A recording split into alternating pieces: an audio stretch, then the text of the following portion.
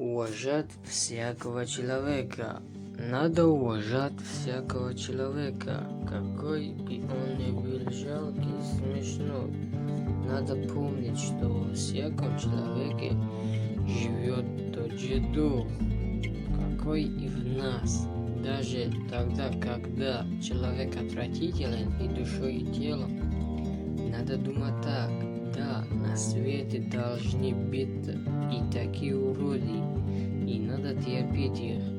Если же мы показываем таким людям наше отвращение, то, во-первых, мы справедливы, а во-вторых, вызываем таких людей на войну, не на жизнь, а на смерть. Какой он не есть, он не может переделать себя.